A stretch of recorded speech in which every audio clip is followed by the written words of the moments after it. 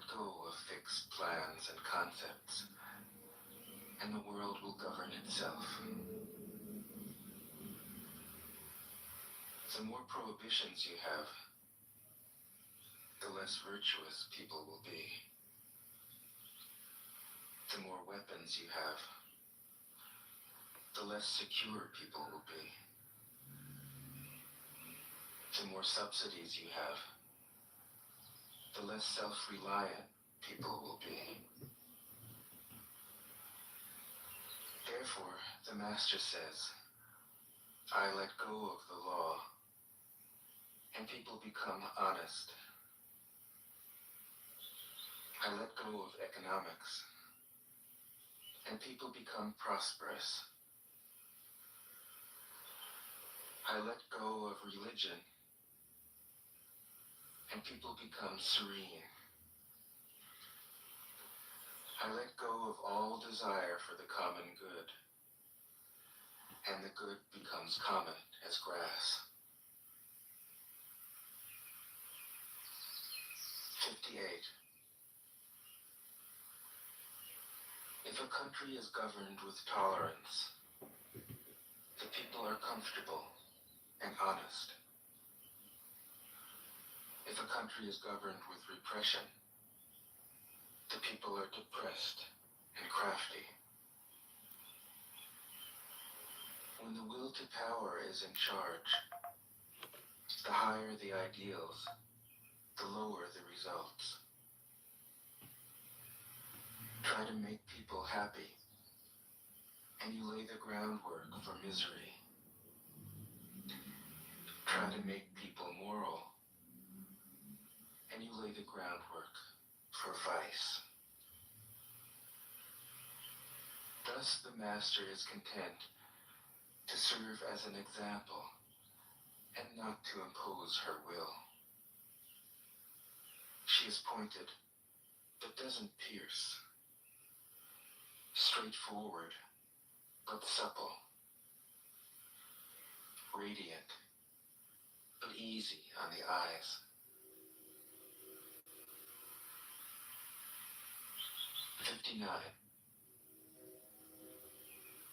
For governing a country well, there is nothing better than moderation. The mark of a moderate man is freedom from his own ideas. Tolerant like the sky, all-pervading like sunlight, firm like a mountain, supple like a tree in the wind. He has no destination in view, and makes use of anything life happens to bring his way.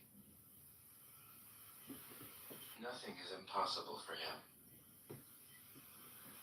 Because he has let go, he can care for the people's welfare, as a mother cares for her child.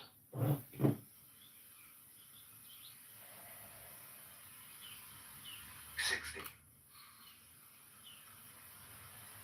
Governing a large country is like frying a small fish. You spoil it with too much poking. Center your country in the Tao, and evil will have no power. Not that it isn't there, but you'll be able to step out of its way. Give evil nothing to oppose, and it will disappear by itself. 61. When a country obtains great power, it becomes like the sea. All streams run downward into it. The more powerful it grows, the greater the need for humility. Humility means trusting the Tao, thus never needing to be defensive. A great nation is like a great man.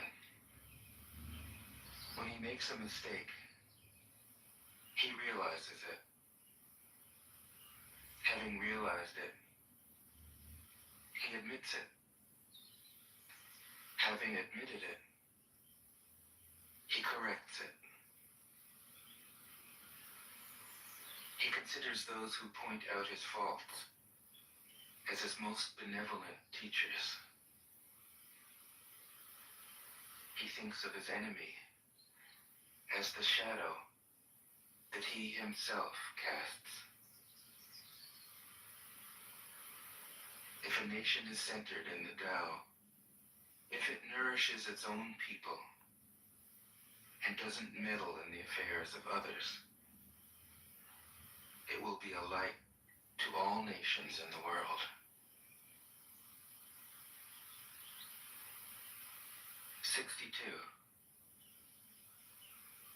The Tao is the center of the universe, the good man's treasure, the bad man's refuge. Honors can be bought with fine words. Respect can be won with good deeds. But the Tao is beyond all value, and no one can achieve it. Thus, when a new leader is chosen, don't offer to help him with your wealth or your expertise. Offer instead to teach him about the Tao. Why did the ancient masters esteem the Tao? Because being one with the Tao, when you seek, you find. And when you make a mistake, you are forgiven. That is why everybody loves it. 63. Act without doing. Work without effort. Think of the small as large, and the few as many.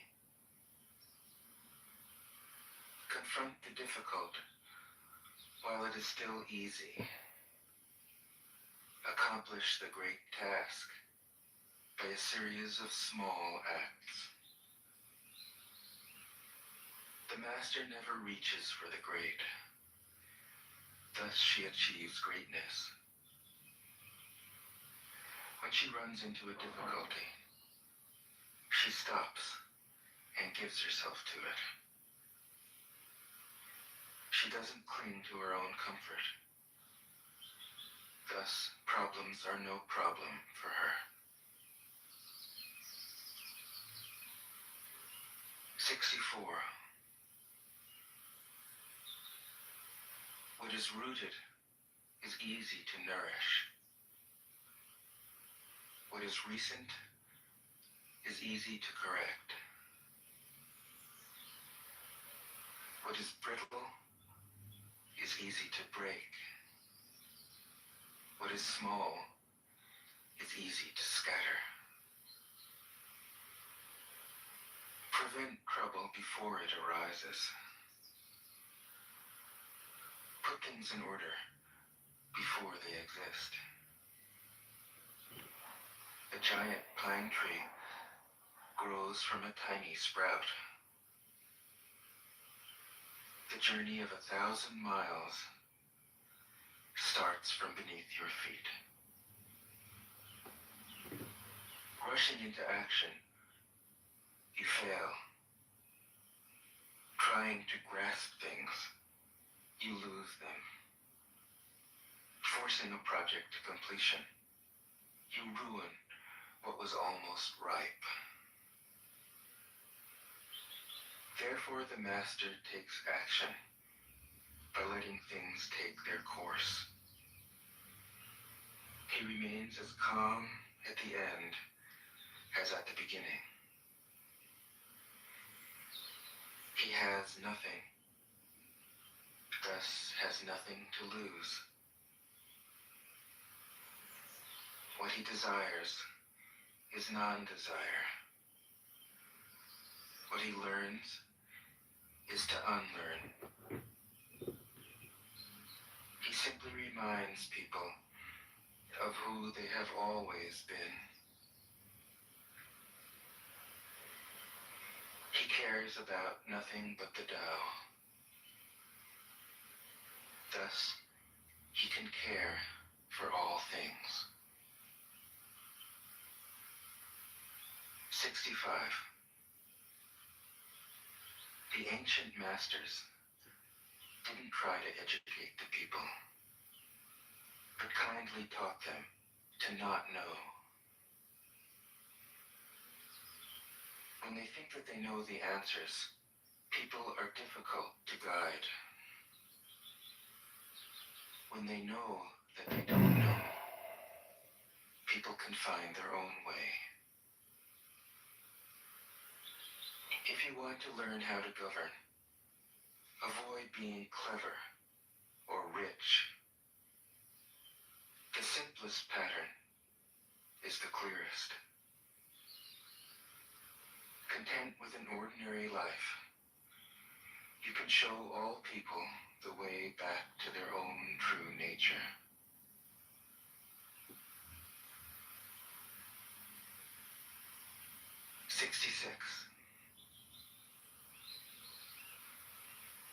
All streams flow to the sea because it is lower than they are.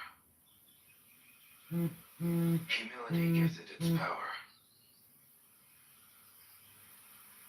If you want to govern the people, you must place yourself below them.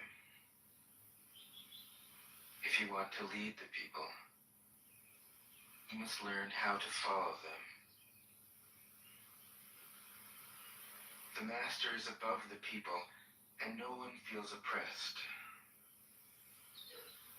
She goes ahead of the people, and no one feels manipulated.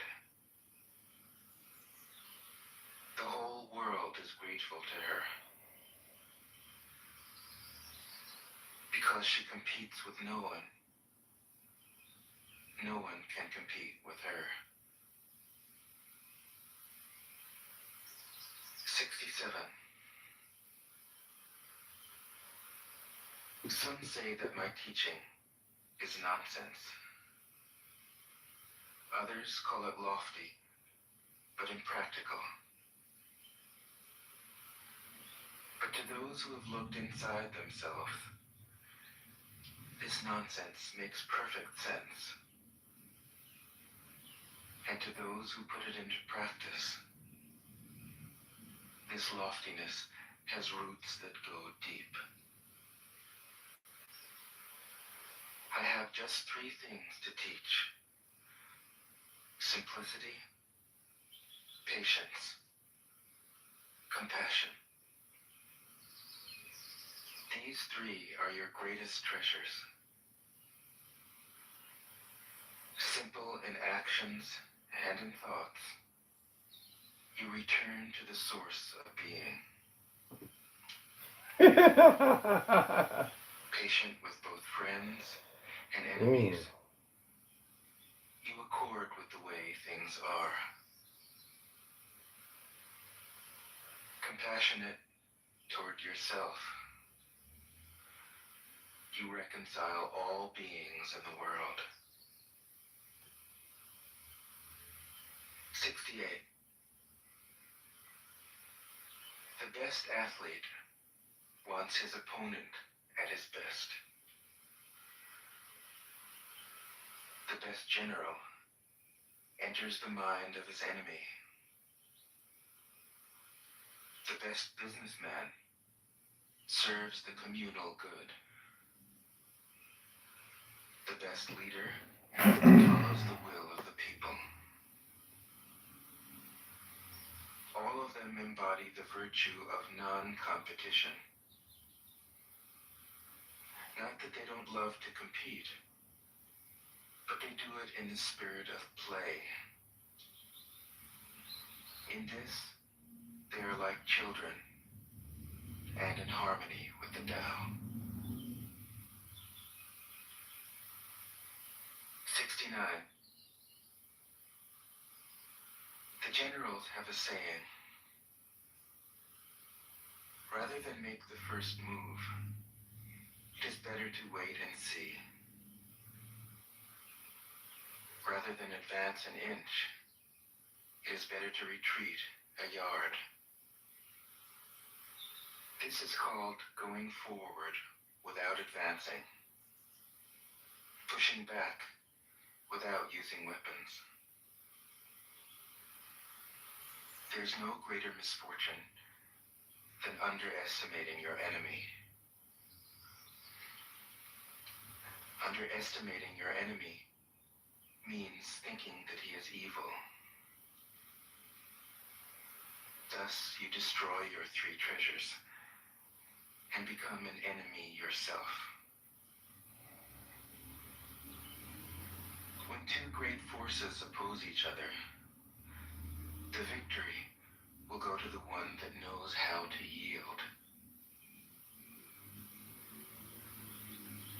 70.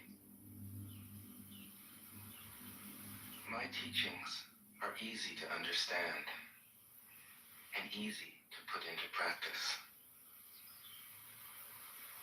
Yet your intellect will never grasp them, and if you try to practice them, you'll fail. My teachings are older than the world. How can you grasp their meaning? If you want to know me,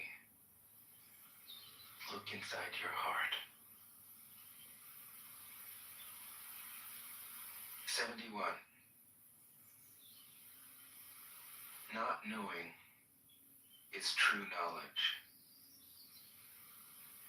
Presuming to know is a disease.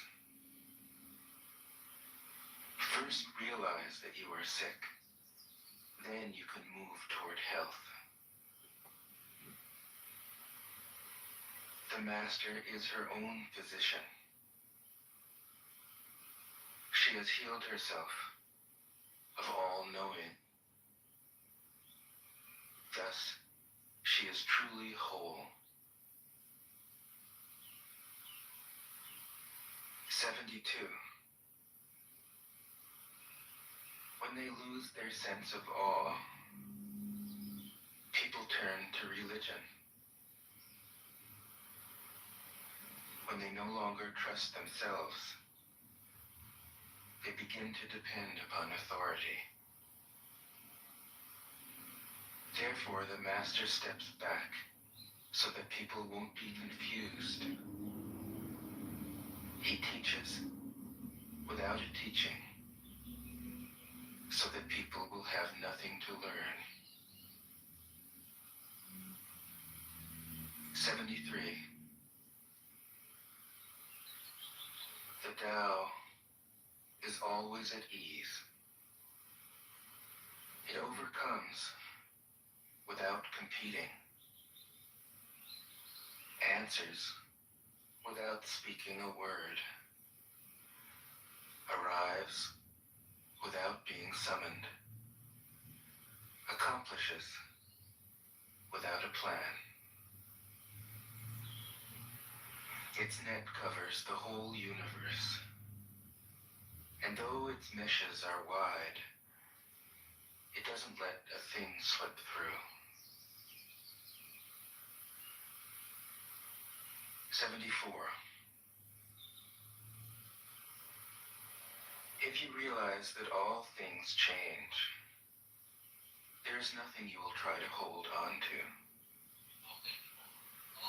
If you aren't afraid of dying, there's nothing you can't achieve. Trying to control the future is like trying to take the master carpenter's place. When you handle the master carpenter's tools, chances are that you'll cut your hand. 75. When taxes are too high, people go hungry. When the government is too intrusive, people lose their spirit. Act for the people's benefit. Trust them. Leave them alone. 76. Men are born soft and supple. Dead, they are stiff and hard. Plants are born tender and pliant. Dead, they are brittle and dry. Thus, whoever is stiff and inflexible is a disciple of death. Whoever is soft and yielding is a disciple of life. The hard and stiff will be broken. The soft and supple will prevail. 77. As it acts in the world, the Tao is like the bending of a bow. The top is bent downward. The bottom is bent up. It adjusts excess and deficiency so that there is perfect balance. It takes from what is too much and gives to what isn't enough. Those who try to control, who use force to protect their power, go against the direction of the Tao. They take from those who don't have enough and give to those who have far too much. The master can keep giving because there is no end to her wealth. She acts without expectation, succeeds without taking credit, and doesn't think that she is better than anyone else. 78. Nothing in the world is as soft and yielding as water. Yet for dissolving the hard and inflexible, nothing can surpass it. The soft overcomes the hard. The gentle overcomes the rigid. Everyone knows this is true, but few can put it into practice. Therefore, the master remains serene in the midst of sorrow. Evil cannot enter his heart. Because he has given up helping, he is people's greatest help. True words seem paradoxical. 79. Failure is an opportunity. If you blame someone else, there is no end to the blame. Therefore, the master fulfills her own obligations and corrects her own mistakes. She does what she needs to do and demands nothing of others. 80. If a country is governed wisely, its inhabitants will be content. They enjoy the labor of their hands and don't waste time inventing labor-saving machines. Since they dearly love their homes, they aren't interested in travel. There may be a few wagons and boats, but these don't go anywhere. There may be an arsenal of weapons, but nobody ever uses them. People enjoy their food, take pleasure in being with their families, spend weekends working in their gardens, delight in the doings of the neighborhood. And even though the next country is so close that people can hear its roosters crowing and its dogs barking, they are content to die of old age